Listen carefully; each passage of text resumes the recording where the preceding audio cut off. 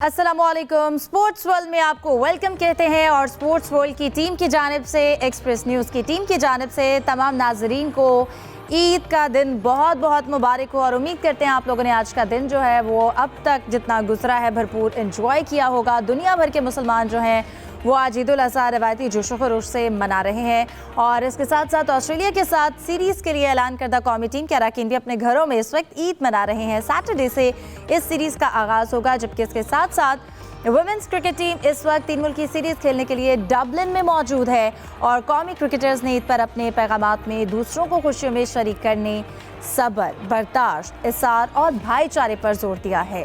ऑस्ट्रेलियाई cricket team ने अपनी तैयारियों का सिलसिला जो है वो जारी रखा हुआ है और ऑस्ट्रेलियाई टीम के कॉम्बिनेशन और पाकिस्तान टीम की सीरीज़ में कामयाबी के इम्कानात को मौज़ूए गुफ्तगू बनाएंगे। इसके साथ साथ बाबर आजम पर पाकिस्तानी टीम की बैटिंग का इतना इन्हिसार क्यों है, बाबर आजम जैसे दूसरे बैटर्स क्यों सामने नहीं आ रहे हैं, बिकॉज एक टीम वर्क होना चाहिए, इंडिविजुअल एक बैट्समैन पे इतना रिलाई नहीं होना चाहिए, सबको अपना कंट्रीब्यूशन जो है वो करना चाहिए। और क्या पीसीबी या सिस्टम क्वालिटी प्लेयर्स पैदा नहीं कर रहा, खिलाड़ियों के फिटनेस मसाइल क्यों बढ़ रहे हैं, इंजरीज को कम करने के लिए क्या करना पड़ेगा, ये तमाम इश्यूज़ जो हैं वो आज के प्रोग्राम का हिस्सा होंगे। कौमी हॉकी जो है खेल है हमारा, उसकी मैनेजमेंट और तब्दीलियों का प्रो हॉकी लीग के नताइज पर कितना असर पड़ेगा, इस पर डिस्कस करते हैं और डिस्कशन के लिए मेरे साथ मौजूद होंगे।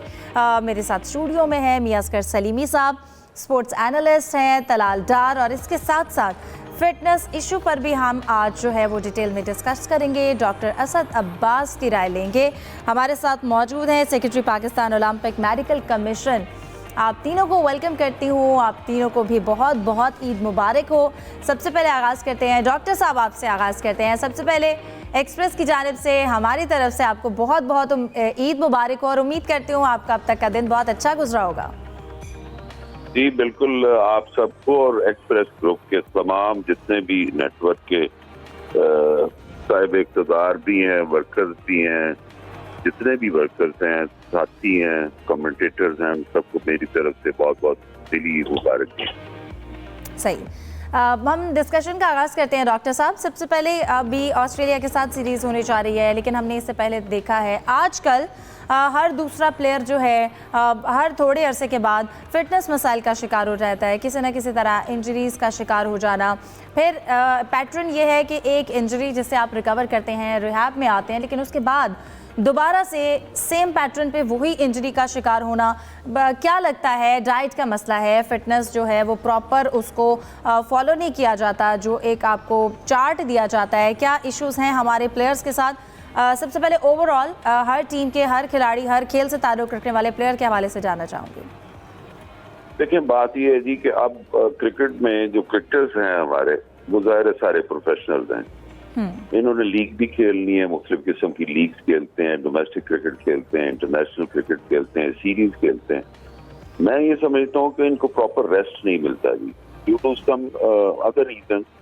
होता ये है कि इनके टिश्यूज जो हैं वो ओवर यूज हो जाते हैं और उस ओवर यूज होने की वजह से और रिकवरी ना होने की वजह से प्रॉपरली वो हील अप नहीं होते। फिर ये है कि डाइट में जब आप इंटरनेशनल ट्रैवलिंग करते हैं, एटमॉस्फेयर टोटली डिफरेंट है। मसलन ऑस्ट्रेलिया टीम अगर पाकिस्तान आई है तो वहाँ पे बहुत सर्दी है, यहाँ पे बहुत गर्मी है, तो टेम्परेचर डिफरेंस से भी बहुत ज्यादा चांसेस होते हैं। एक्सट्रीम हॉट वेदर हो या एक्सट्रीम कोल्ड वेदर, इसमें इंजरी होने के चांसेस तकरीबन 70-80% बढ़ जाते हैं। सो इसमें जरूरत सब्र की होती है कि टीमें पहले आ जाएं, एक हफ्ता 10 दिन 15 दिन, और यहाँ पे आके एक्लेमेटाइज हो, उसके बाद ये शामिल हो किसी भी इंटरनेशनल इवेंट में। दूसरा ये है कि डाइट का फर्क है जी, वहाँ पे डाइट का स्टाइल जरा डिफरेंट है, यहाँ पे तो थोड़ा सा फर्क पड़ता है जी। फिर ट्रैवलिंग का एक बहुत बड़ा हैजर्ड होता है जी, और जेट लैग आते हैं, तकरीबन 6 से 8 घंटे का जेट लैग है ऑस्ट्रेलिया पाकिस्तान का। तो ओवरऑल जो आप देखें, पाकिस्तानी या इंटरनेशनल जितने भी क्रिकेटर्स हैं वो बहुत ज्यादा क्रिकेट खेलते हैं और रेस्ट जो पीरियड है बीच में गैप्स बहुत कम है। So that is the main reason in my point of view कि जी उस वजह से रिकवरी नहीं आती और उस वजह से इंजरी होने के चांसेस बढ़ते हैं। सही, ठीक है डॉक्टर साहब।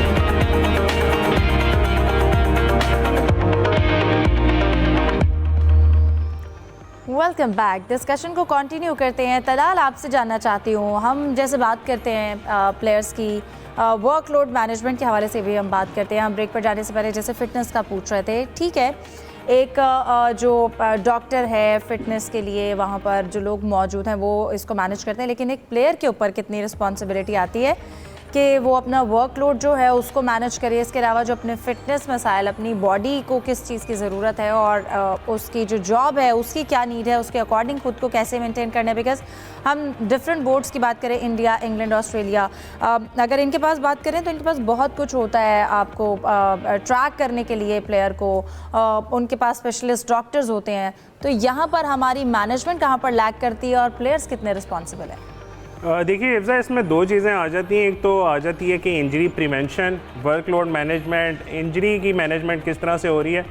अब जहाँ तक फ़िटनेस की बात करें, बहुत से खिलाड़ी हमने देखा है कि आजकल ऐसा वर्कलोड मैनेजमेंट का सिस्टम हो चुका है कि इंजरी के साथ भी उनको खेलना पड़ता है, लेकिन आपकी प्रायोरिटी भी इसमें आ जाती है कि आपने क्या PSL को प्रायोरिटी देनी है, आपने किसी बायलैटरल सीरीज़ को प्रायोरिटी देनी है, या आपने किसी ICC के बड़े इवेंट को, वर्ल्ड कप को प्रायोरिटी देनी है।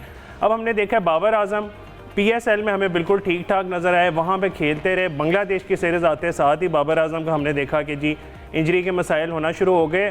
तो इस तरह बहुत से खिलाड़ी हमने देखा है। शाहीन है, 2022 के बाद हमें इंजरी जब से उनको हुई उसके बाद नज़र नहीं आए कि उतने अच्छे फॉर्म में हमें नज़र नहीं आए। ICC के जो बड़े इवेंट्स हैं उनसे पहले तो ख़ास तौर पे हमारे खिलाड़ियों को इंजरी के मसाइल का सामना करना पड़ता है। 2022 में शाहीन इंजर्ड होते हैं, पूरी तरह से फिट नहीं होते, वापस आते हैं 2022 के T20 वर्ल्ड कप फाइनल में दोबारा इंजर्ड हो जाते हैं। 2023 के वर्ल्ड कप से पहले नशीम शाह इंजर्ड हो जाते हैं। उसके बाद 2025 की चैम्पियंस ट्रॉफी से पहले साइम अयूब इतने ज़बरदस्त फॉर्म में होते हैं कि ऑस्ट्रेलिया में जाके सेंचुरियाँ मार रहे हैं, साउथ अफ्रीका में रन्स कर रहे हैं, और एक टेस्ट मैच खेलते हुए, मतलब आपकी प्रायोरिटी अगर ICC चैम्पियंस ट्रॉफी है तो टेस्ट क्रिकेट जिसके आपने फाइनल में भी पहुंचने की आपकी उम्मीदें ख़त्म हो गई थी, वहाँ पे आपने अपने जो उस वक्त इन फॉर्म प्लेयर था उसको एक एंकल इंजरी करवा के चैम्पियंस ट्रॉफी से बाहर करा दिया। इस बार फिर हम देख रहे हैं कि फ़खर जमान है या साइम अयूब है, उनको फिर इंजरीज़ हो रही हैं। तो आपको अपनी प्रायोरिटी भी देखनी पड़ेगी कि जिस तरह जसप्रीत बुमराह, आपको याद होगा 2022 का जब T20 वर्ल्ड कप था, उन्होंने कहा कि आप बाहर बैठें, आप फिर वापस आइएगा। उसी बुमराह ने उनको फिर वापस आके 2024 का T20 वर्ल्ड कप भी जिताया, अब 2026 का T20 वर्ल्ड कप भी जिताया है। तो आपको दूसरे मुल्कों से, अच्छा फिर यहाँ पे यहाँ मसाइल आते हैं कि आपकी पूरी तरह से रिकवरी हुई नहीं होती। आपके खिलाड़ियों ने दूसरे मुल्कों में भी जाके लीग्स खेलनी है, आपको रिकवरी का टाइम ही नहीं मिलेगा। फिर वो कहते हैं कि जी हमें उतने ज़्यादा पैसे नहीं मिलते कि जिसकी वजह से हमें दूसरे ममालिक में जाना पड़ता है। तो ज़रूरी नहीं है कि आपने पैसों के लिए ही मतलब जो है ना अपने कैरियर को ख़तरे में डालना है। अब इंडियन खिलाड़ियों को यहाँ पे ये फ़ायदा है कि उनको IPL के अलावा और कहीं खेलने की इजाज़त ही नहीं, जिसकी वजह से उनको इंजरीज भी कम होती हैं और उनको रिकवरी का टाइम भी ज़्यादा मिलता है। बिल्कुल ऐसा ही है। सलीमी साहब, हम जैसा बात कर रहे हैं, फिटनेस मसाइल भी हैं इसके साथ साथ, और इसके टीम के ऊपर बहुत फ़र्क पड़ते हैं। अब अगर ऑस्ट्रेलिया के साथ सीरीज़, जो कि कहा जा रहा है कि B टीम आ रही है ऑस्ट्रेलिया की, बट स्टिल पाकिस्तान के लिए हम ये दुआ करते हैं कि जीते, बिकॉज हम कहीं पर भी मैच फंसा सकते हैं और हम ज़्यादा ही टीम को अंडर एस्टिमेट करते हुए हम मैचेस जो हैं वो हार ना जाएँ या उनको बहुत बुरी तरह से फंसा ना लें। फिर उसके बाद हमारे जो ओपनर्स हैं, साइम, वो भी फिटनेस की वजह से बाहर हैं, फ़खर जो है वो भी नहीं है, ओपनिंग का बड़ा मसला है। फिर बाबर के हवाले से बात की जा रही है, हम बाबर पर इतना इन्हिसार कर रहे हैं, ठीक है, बाबर बहुत ज़रूरी है, एक प्लेयर का प्रेशर होता है दूसरी टीम पर, बट बाकी जो प्लेयर्स हैं उनको भी परफॉर्म करना ज़रूरी है। बांग्लादेश के साथ जो सीरीज़ हुई, बाबर उससे बाहर थे, उनका ODI का जो अभी तक के जो रिकॉर्ड चलता आ रहा है वो थोड़ा कॉन्ट्रोवर्शियल है, बट स्टिल बाबर टीम में हैं, उनका होना ज़रूरी है। बाकी प्लेयर्स कितने हद तक रिस्पॉन्सिबल हैं अपनी परफॉर्मेंस के लिए, अपनी फॉर्म को लेकर? आज ही देखा जाए, कोई शक नहीं है कि बाबर आजम बहुत बड़ा प्लेयर है और बाबर आजम ने इतने रन्स बनाए हैं, अगर वो 30, 35, 40 स्कोर करता है तो हमें वो स्कोर ही नहीं नज़र आते, चूँकि हम उससे एक्सपेक्ट करते हैं 50 करेगा, 100 करेगा।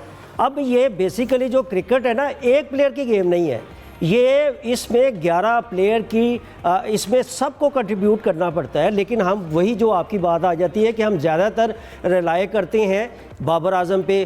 पहले थोड़ा सा माजी में चला जाए, बाबर आजम के साथ रिजवान थे, रिजवान तो अभी स्क्वाड का हिस्सा नहीं है, तो लेकिन अब देख लें कि जो PCB की सिलेक्शन कमेटी है, कुछ नए लड़कों को भी चांस दिया है।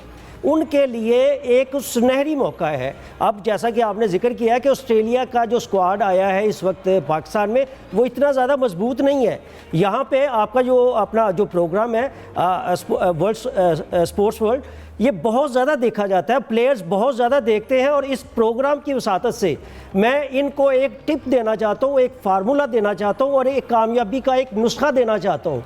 ये नुस्खा मुझे ग्रेट जो है गुगली मास्टर अब्दुल कादर ने बताया था। मैंने उनसे एक दफ़ा क्वेश्चन किया था कि कादर भाई आप इतना अरसा कैसे खेल गए।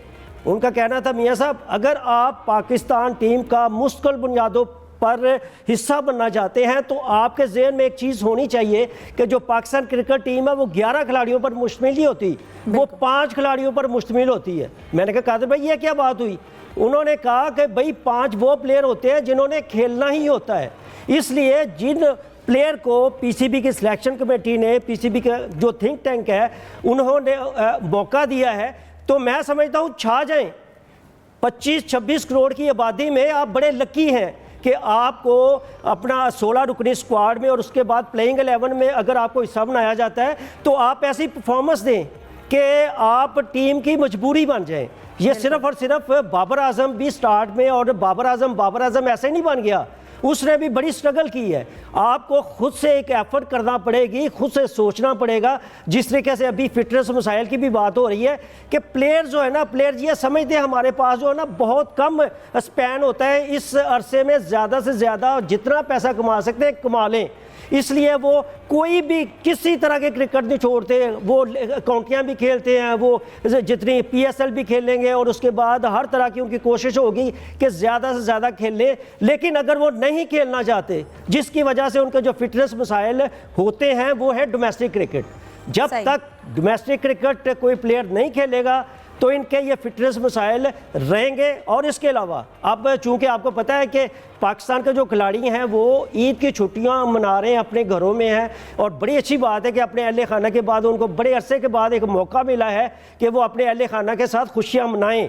लेकिन जो एक अच्छा प्लेयर होता है, बड़ा प्लेयर होता है, सिर्फ वो खुशियां नहीं मनाता, वो जो ट्रेनिंग कैंप में उनको एक शेड्यूल दिया गया होता है, वो उसके मुताबिक अपने तौर पे मेहनत कर रहा होता है। वो उनको जो मिलता है वो, यानी कि ईद भी मनाएं। बिल्कुल सलीमी साहब, ईद भी मनाएं और ईद के साथ साथ ये खास ख्याल रखें कि इसके बाद जो अपना एक मोमेंटम है, बिकॉज प्रैक्टिस करके उसके बाद ब्रेक पर गए ईद की, और फिर सैटरडे से जो है वो ऑस्ट्रेलिया के साथ ये सीरीज़ स्टार्ट होगी, तो इसमें अपना भी ख्याल रखें, अपना जो मोमेंटम होगा, अपना जो मेंटली प्रिपेयर रहें सीरीज़ के लिए, परफॉर्मेंस पे भी कोई फ़र्क ना आने पाए। मैं आपकी जानिब आऊँगी तलाल। अच्छा, हम बात करते हैं अब रिजवान ODI स्क्वाड से बाहर है, उस्मान खान बीमार है, गाजी गौरी हैं और इसके साथ साथ रुहेल नज़ीर है। अगर हम इन दोनों की बात करें, विकेट कीपिंग इन दोनों में से करनी होगी, और ये वो दोनों प्लेयर्स हैं जो कि अनकैप्ड हैं ODI में। आपको क्या लगता है ऑस्ट्रेलिया के खिलाफ स्टंपिंग और इसके साथ साथ विकेट कीपिंग मिस्टेक्स जो हैं वो हमारे लिए कितनी भारी हो सकती हैं और इन दोनों के लिए कितना बड़ा इम्तिहान होगा? देखिए, गाजी गौरी को मौका मिला था बांग्लादेश में खेलने का, वहाँ पे इन्होंने कुछ बड़े अच्छे इन्होंने शॉट्स भी दिखाए थे और टैलेंट बिल्कुल है। रुहेल नज़ीर हैं, एक पाकिस्तान की जो शाहीन स्क्वाड है उसमें काफ़ी अरसा खेले हैं, बड़े एक्सपीरियंस भी हैं, तो बड़े अरसे से मौके की तलाश में थे। और जिस तरह सलीमी साहब ने बात की कि इनको अब ये मौके का फ़ायदा उठाना चाहिए। रिजवान ऑब्वियसली कैप्टन थे, वो एक अलग डिबेट है कि रिजवान को ड्रॉप करना बनता था कि नहीं, लेकिन इस लिहाज से ठीक है कि आपने इस वक्त 2027 के वर्ल्ड कप की तैयारी करनी है। रिजवान ऑब्वियसली उनकी एज का भी एक फैक्टर है कि वो 1.5 साल के बाद, क्योंकि सितंबर अक्टूबर के ये अगले साल के आखिर में जो वर्ल्ड कप होने जा रहा है, हमें ये भी देखना है कि हमने उसके लिए तैयारियां करनी है। तो बिल्कुल इन दोनों को तैयार करना बनता है, इसके लिए गाजी गौरी और रुहेल नज़ीर को, और इनको भी फ़ायदा उठाना पड़ेगा कि कम से कम गलतियां करें। अब ऑस्ट्रेलिया की वही बात है, टीम किसको B टीम C टीम जो भी कुछ लोग बोल रहे हैं, वो भी जिस तरह मिचेल मार्श उनकी प्रायोरिटी पाकिस्तान नहीं होती, वो उनको हल्की सी भी इंजरी हुए पाकिस्तान के खिलाफ सिरे से पहले तो वो पहले अलहदा हो जाते हैं। उनकी प्रायोरिटी यही होती है कि या तो IPL खेलें, या फिर उनकी प्रायोरिटी होती है कि या तो इंडिया, इंग्लैंड जो बड़ी टीमों के खिलाफ जो उनकी सीरीज़ होती है वो खेलें। तो इस लिहाज से हमें भी फ़ायदा उठाना पड़ेगा। लेकिन कुछ लोगों पे ये भी बात आ जाएगी कि अगर खुदा ना खास्ता पाकिस्तानी टीम हार जाए या कोई अपसेट हो जाए इनकी ऑस्ट्रेलिया की एक वीक टीम से, तो उन पे बरस ना पड़े, क्योंकि यही चीज़ें होती हैं जिनकी वजह से कुछ खिलाड़ी डरते हैं। और ये जो छोटी सीरीज़ होती हैं या थोड़ी ईजी सीरीज़ होती हैं, उनमें उन पे एक अलग प्रेशर होता है कि यार अगर इनसे हार गए तो लोगों ने कहना है लो जी ऑस्ट्रेलिया की BC टीम से हार गए या ऑस्ट्रेलिया की Z टीम से हार गए। इस तरह की भी हमने बहुत ज़्यादा प्रेशर उनको नहीं देना।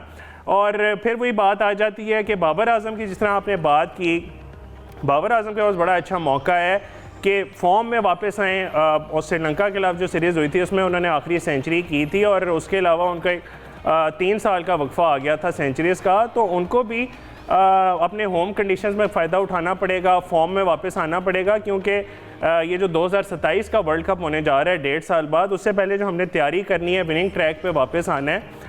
साउथ अफ्रीका में हमारा रिकॉर्ड अच्छा है, जो लास्ट सीरीज़ हुई थी हमने साउथ अफ्रीका में जाके साउथ अफ्रीका को वाइट वॉश किया था, तो उस लिहाज से देखा जाए तो हमारे फास्ट बॉलर जिस तरह हारिस रऊफ़ हैं, शाहीन अफरीदी हैं, नसीम हैं, इनकी साउथ अफ्रीका में बड़ी अच्छी हमें वहाँ पे ज़रूरत होगी, तो उस लिहाज से ये सीरीज़ बड़ी अहम होने जा रही है। बिल्कुल ऐसा ही है। सलीमी साहब, अब जैसे ईद का मौका है और अगर हमने, ठीक है, हमारे लिए ये बड़ा क्रूशल सीरीज़ भी होगी, B टीम है, उससे जीतना है, प्लेयर्स के लिए ये बड़ा इम्तिहान होगा, लेकिन इसके साथ अगर आज हम ईद के मौके पर थोड़ा सा अगर हम अच्छी चीज़ों को भी डिस्कस करें, हम ओवरऑल तमाम खेलों की बात करें जिन्होंने हमें बहुत सारी खुशियां दी हैं और उन खुशियों को हमारे जो शायकीन हैं उन्होंने बहुत ज़्यादा इंजॉय किया है। अगर हम बात करें हॉकी के हवाले से, 1994 का वर्ल्ड कप है, रात भर लाहौर में लोगों ने जश्न मनाया जब ऑस्ट्रेलिया को हराया था। उसके बाद 1992 का वर्ल्ड कप है, क्रिकेट के हवाले से 2017 की चैम्पियंस ट्रॉफ़ी है, और इसके साथ साथ जहांगीर खान है, जानशेर खान है। जहांगीर खान की हम बात करें तो उन्होंने 555 कंसेक्यूटिव मैचेस जीते हैं। ये ओवरऑल खेल हैं, अगर हम इन्हें रैंक करें किस खेल ने हमें सबसे ज़्यादा जो है वो खुशी दी है, हॉकी, स्क्वॉश और इसके साथ साथ क्रिकेट, तो इस हवाले से आप क्या बताएंगे? जी, अपना हिफ्ज़ा पहले नंबर पे तो नो डाउट 1948 में जब पाकिस्तान ने बाकायदा इंटरनेशनल खेलों का आगाज़ किया था, तो उसके बाद 1960 में पाकिस्तान ने पहला गोल्ड मेडल जीता था इंडिया को हरा के हॉकी में। फिर 1968 में दूसरा गोल्ड मेडल ओलंपिक्स में हमने जीता। उसके बाद 1984 में हमने तीसरा गोल्ड मेडल जीता। ये वो दौर था जिस दौर में हॉकी का पूरी दुनिया में कहते हैं तोती बोलता था, और ऐसे ममालिक थे जो हॉकी की वजह से दुनिया भर में पाकिस्तान की पहचान हुई। 4 उसके अलावा हमने वर्ल्ड कप जीते। मैं 1994 आपने जो हमने आखिरी वर्ल्ड कप जीता था जी, तो उस वक्त जो नाकदीन कहते थे कि चूँकि उस वक्त बड़ी मसले मसाइल थे, उस वक्त ये कहा जाता था कि पाकिस्तान टीम जो है, लेकिन उसके बावजूद भी जो है वो खुशियाँ हमारे हिस्से में आई और हम लोगों ने बहुत भरपूर तरीके से इसका जश्न भी मनाया। उम्मीद करते हैं कि हमें आगे भी अब इसी तरह की खुशियाँ मिलती रहेंगी। एक बार फिर से तमाम नाज़रीन को ईद मुबारक। आप मेहमानों का बहुत शुक्रिया, दीजिए इजाज़त, अल्लाह हाफ़िज़।